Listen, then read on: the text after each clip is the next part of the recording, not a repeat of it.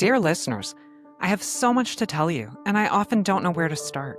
It seems the world doesn't want to admit that sometimes we make mistakes and that sometimes the wrong person gets punished for something they didn't do.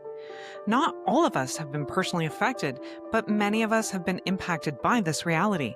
And I feel like it's my responsibility to share these stories with you and to tell you what I've learned about wrongful convictions. Welcome back to Wrongfully Yours. In our last conversation, Jamie shared his heartbreaking story of being wrongfully convicted for a crime that, as he says, probably never even happened. He told us what it was like to hear a guilty verdict when he knew he was innocent, and then to begin serving a sentence for something he didn't do. Today, we have the incredible opportunity to reconnect with Jamie, and we're going to talk about what came next, what it meant to survive prison, how he fought to prove his innocence from inside the walls of solitary confinement, and what it took to finally walk free. This is a conversation about reuniting with family, rebuilding connections, and choosing to live with purpose at every opportunity. Welcome back, Jamie. I am so glad that you decided to come back and share more of your story with us. And we left off last time with you being convicted and knowing that you hadn't committed this crime and knowing that probably nobody committed this crime. Yet you served your entire sentence before you were exonerated. And I'm hoping you can share with us how the truth finally came out. Well, welcome back.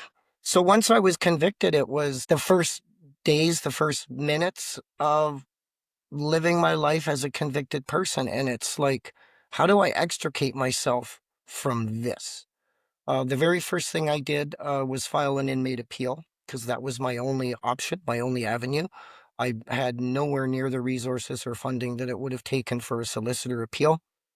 So I immediately filed an inmate appeal. And then you chug on through the system. There's no Staples easy button that you push and it stops and everything gets to reset. Do-over. There's no do-over. Wouldn't that So be nice? yeah, now I was subject to the warrant of committal, and the warrant of committal said, we own you for this long and we're going to warehouse you, and this is where we're going to do it, and this is how we're going to do it. Yes, sir. So I was sent to Millhaven Assessment Unit, evaluated, go through that process, ended up getting mothered to Joyceville Institution just outside of Kingston, and started to live my life in general population as a federal inmate. And every one of those seconds and moments was terrifying because I knew, regardless of how innocent I was, no matter how much I screamed, if any of those other 600 inmates found out what I had been convicted of, just due to the nature of the inmate code, I would have been murdered.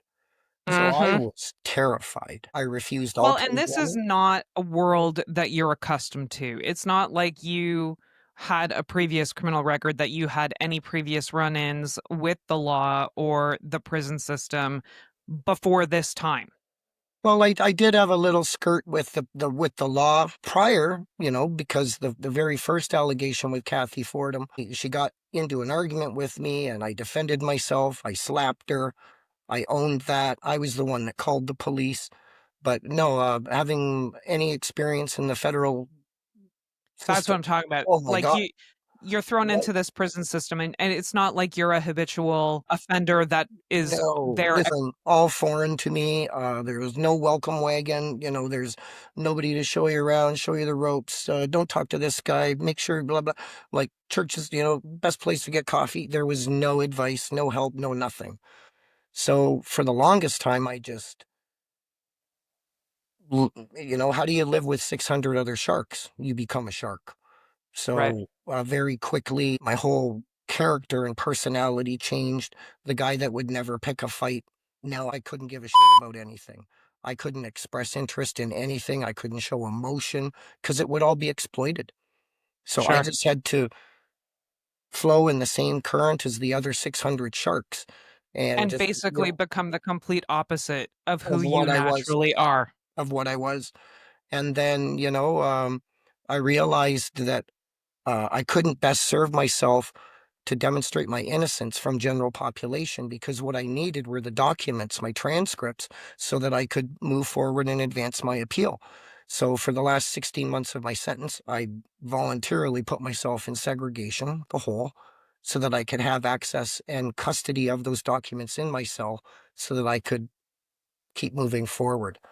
I just want to stop there for a second because I just think we all need to take a second to appreciate that you voluntarily put yourself into solitary confinement for the second half of your sentence Yeah. so that you could work to prove your innocence. You know, I only say this because we hear so many horror stories about don't put people in solitary because it's the worst thing for them. And I'm not arguing that and I'm not trying to open a discussion about that. I'm just saying this is how strong you were in your claim to innocence is that for you, the best place for you to prove your innocence was in solitary confinement. I do agree because I lived in that unit for so long. I saw men go into that unit, and 45 days later, they were jello. Yeah, They couldn't cope with everything that that unit provided or sure. didn't provide. I was going to say the I, lack of yeah, what they provided. I think I survived that because I had purpose for being there. I And wasn't that's what I'm just, saying, like, the drive to prove your innocence was so strong yeah, that you could overcome being in solitary confinement, which the toughest, the burliest, the strongest of men have a hard time doing. And you were in there for months. 16 months. Yeah, Unbelievable. yeah. But then ultimately, I reached my SRD, my statutory release date, still the convicted man, and released. 18 months federal parole. During that time, I had to unshed, delayer all that ignorance and violence and abhorrent behavior that I witnessed and had to participate in. I had to find a way to shed all of that. I had to And teach myself. remember who you were. Exactly. I had to retrain my mind that it's okay to look at somebody in the eye. It's okay to accidentally bump into somebody in a Loblaws or a Walmart and appreciate that they didn't mean to assault me. It was hard, but I I did that by myself too. It's not like I went to counselors because how do you even begin that conversation with a therapist or a counselor? The second I say, oh, yeah, this is what I was charged with. Oh, but I'm innocent. I didn't do it. Glaze over, Sure. already reading a book, not even listening to me. So I knew that that same mountain, I was still going up that same mountain, Sisyphus, pushing the damn rock. But then I finally made it to the Court of Appeal because a brilliant lawyer by the name of Todd Ducharme approached me and he says, you don't know me. I'm a stranger, but I went to school with Kenny. You need to take my card. You're making a huge mistake. You get one chance to impress three judges that you suffered a wrongful conviction. I don't think you're the guy. And I looked at him and I said, I'm the guy. I know the story. I'm the one that sat in that cell. And he just really encouraged me to believe in him and trust him. And ultimately, I did. Right. And when I switched streams, I still had 14 months to serve. So I knew that, On Pearl. no, as an inmate, Oh my. Okay. an inmate. So now I'm released. Now I do the parole. That's when I find me, get back to Jamie, not inmate Nelson, Right. and look forward to the opportunity to go to the Court of Appeal, which came. And for the first time since 1972, an Ontario Attorney General, Crown, from the appellate division, conceded. His name was Scott Hutchison, conceded my appeal. First time since 1972. It was Wow. over in 3 minutes and 41 seconds. It took me 6.5 years to get to the stairs to get into that building. And it was over before I even knew it started. And the first Unbelievable. person that hugged me was the Crown. And he said, this is the best result in a courtroom I've ever seen in my career. And he just Wow.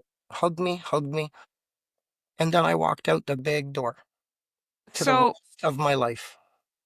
with that reaction from the Crown, because something that I often hear from exonerees is that there's no apology after a wrongful conviction is uncovered.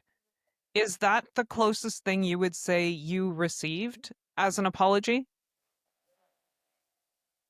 I think it ties as an equal momentous thing for me for Scott Hutchison, the Crown, to have done that that day, within moments of it happening as we walked through the vestibule of that building, touched my heart. It made my heart sing because an agent of the court believed in me. Yes. But For the then I had first another, time in this whole I ordeal. yeah, I had another opportunity 4 days later when I was in Ottawa, and Kathy Fordham was in court facing some very serious assault, and I think it started as attempt murder, but it was ended Wow. up aggravated assault. But we all went to court because we found out she was in court that day. Who And is we all?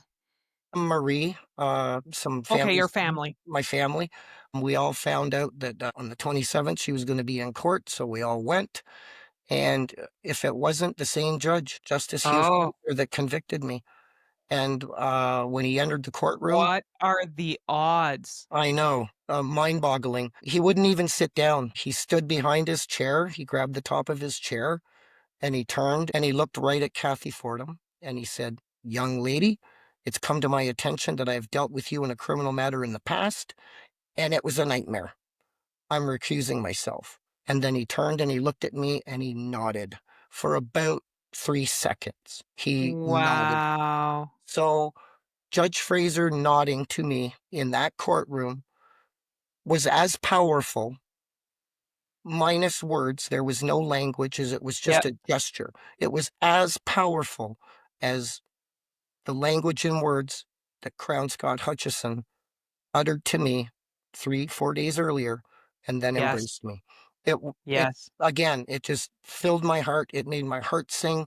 And I didn't know then, but those two instances were the closest opportunity I would ever get to any kind of a formal apology or acknowledgement. Yeah. The individuals that were responsible for my case saw it and acknowledged it, but the government, the agency, the system didn't. Right. Yeah. Which leaves a bad taste in your mouth. I mean, you have the people who are right there with the boots on the ground and they see that this was a terrible mistake. Why can't there be a little bit of ownership taken about this in the grand scheme of things? So you're acquitted. I You was come acquitted. home. I go home. And so what was that like? Oh my God, it was surreal. It was like watching a movie about somebody else. I'm just Mm. standing in my dad's kitchen and the phone kept ringing, and media and family and just everybody wanting to touch base with me and welcome me back home and to congratulate the journey. And And were and your then kids waiting for you at home? no, I didn't have a home, and I didn't have kids to go home to. My family was scattered and lost. But very shortly after being acquitted, the very next day, because of the media, like I was on the front page of every paper for months. I was on the news for weeks before it cycled out. But the day that it happened, Marie was watching the news and saw it. So Oh. my second day of being an exonerated man, I got reunited with Marie and Christina, and So we then you had how many other children left to reunite with? four. I still So had you had four to find, okay. but And it's how did that go? Did that come quickly? ooh, is 2 decades quick? You Yeah, know? probably not. It Probably not. depends on, how you wanna measure time. Yeah. Thank God I got Christina back right away. When we went through the nightmare, Marie endured and did everything she could to hold the family together. And then at some point, the Children's Aid Society got involved, intervened, took the kids. A couple of weeks later, she got the kids back, and then boom, they came and took the kids again. Right. Marie was in a defenseless position. Christina went to her birth father. Uh, Dustin went to his maternal grandparents. And then Matthew, Melissa, the twins, and my youngest son, Riley, were put into foster care. So So sad. it took till Matthew and Melissa were 17 when I found them on Facebook, and Riley was 14. Riley's foster parents involved the police to make sure that I had no contact with him because they were wards of the court. Matthew and Melissa's foster parents encouraged me to break every law I could to reunite Oh, with my kids. So amazing. when they were 17, we very secretively would Secret, rendezvous. but not so secret. Well, the foster parents knew, but nobody that checked the boxes or signed off on Yes. anything knew. But for that 17 to 18, before they were of age for me to contact them, I had already Sure. been in contact with them. But when they Okay. turned 18, we could do it publicly. And on Right. that very same day, I went and saw them both. And Amazing. that was the beginning of the rest of their life with me in it. It took That's so great. it took a couple more years for me to find Riley and Dustin, but I don't think that would have happened if not for a colleague of yours, Professor Kim Ashby from Western University. It Okay. was in 2017, she invited me to be the keynote speaker for International Wrongful Conviction Day. And while I did that event, there was 500 people in the gallery, and it was also being broadcast online. So a couple of days after the event, Professor Ashby emailed me and she says, Jamie, you won't believe this, but in the last 24 hours, I've got two emails from two different women, and they are both convinced that you are their fiance's dad. Believable. And one was Becca, which is my son Riley's wife now. And the other one was Christy, who is my son Dustin's wife. So they both saw this presentation, recognized the story, put all the dots together, and boom went the dynamite again. And then in one svelte move, I located my last two missing children, all because I decided to share the legacy of what I went through, to Yes. be the open book, the living lesson. And Which you have always been. And it's so important. had I So not important. done that event for Kim Ashby, I don't know if I would have found Riley. I don't know if I would have found Dustin, Sure. you know. Yeah. For Well, a and at that year, point, how long had it been since you had seen Dustin? outside of a fleeting 10-minute experience shortly after I was exonerated, I had to do a news broadcast. And I was really stressed. So my dad said, well, just go for a walk. So Marie and I went for a little walk, and we went to the MacArthur branch of the Ottawa Library. And the second we got there, I saw this little boy that was coming down one of the ramps. He was running down it, and he was singing the My Name is Slim Shady song. And he stopped right in front of me, curly hair, big blue eyes, and he just looked up at me. And I said, I know what your name is. And I bent down to him. I got right at his level. He was 9. And he goes, what's my name? I said, your name is Dustin. And he goes, how the hell do you know that? Yeah. And then just as I said that, his grandpa came and swooped him up and ran out of the building. So outside of that 5, 6 minute interlude with him, I hadn't seen him since the day I was arrested. And then I And so didn't, how long, how many years is that well, that between was when you were arrested to when you reconnected with him?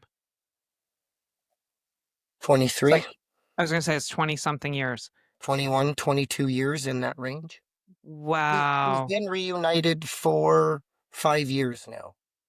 That's amazing. So That's amazing. it took a long time, Yeah, but I'll never get back what I lost. Like I'll never be their dad. sure. I'm their Yep. father. I'm their Yep. biological father, but I'll never be dad. Those moments are gone. I never got to teach a single one of my children how to ride a bike, or I never got to kiss a boo-boo or put on a Band-Aid. I never got to hug my daughter because she was scared because it was her turn next for the dance recital. I never got to teach my sons how to be a gentleman and how to treat a lady. I never got to do all of that. That Yeah. all happened in my absence. I spring back into their lives like, hey, it's me, thinking, oh, this is going to be so easy. We're going to get it all back. Yeah. You don't. And You you don't. can't. You don't get it back. You can't recover moments that you never experienced. But what I've set myself up for is to never miss another one moving forward. So Sure. I'm now a grandpa. I've got four amazing, beautiful grandchildren. Um, I'm, And yes, they are. thank you.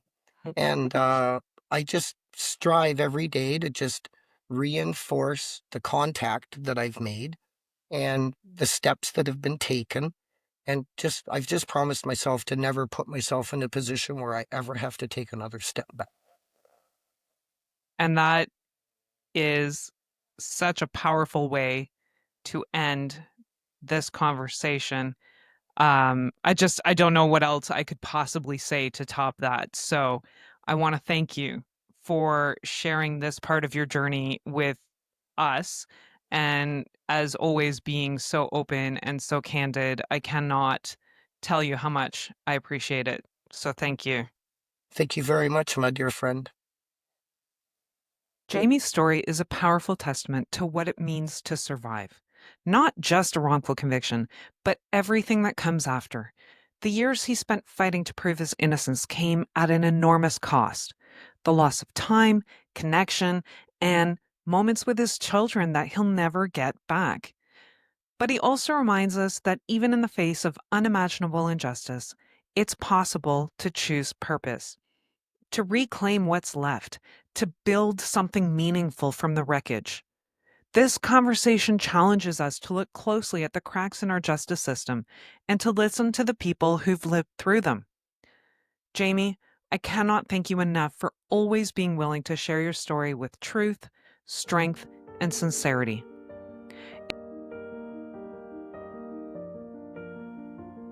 And while today's letter may have piqued your interest, this is only part of the story. There's still so much more to tell.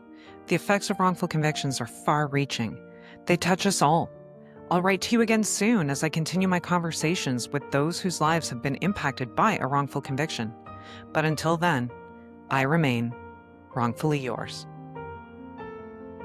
If you have something that you want to talk about with me, or even if you want to just send me some words of encouragement, you can drop me a line at wrongfullyyourspodcast@gmail.com. You can also check out my website, kellylozon.ca, for more information about me and the kinds of things that I do. If you were touched by this episode, please consider sharing it with others, liking and reviewing us, and following the podcast on your favorite platform so you don't miss what comes next. And as always, thank you for listening to Wrongfully Yours, where we believe that telling these stories is the first step toward preventing the next injustice. So until next time, stay curious, stay hopeful, and keep fighting for justice.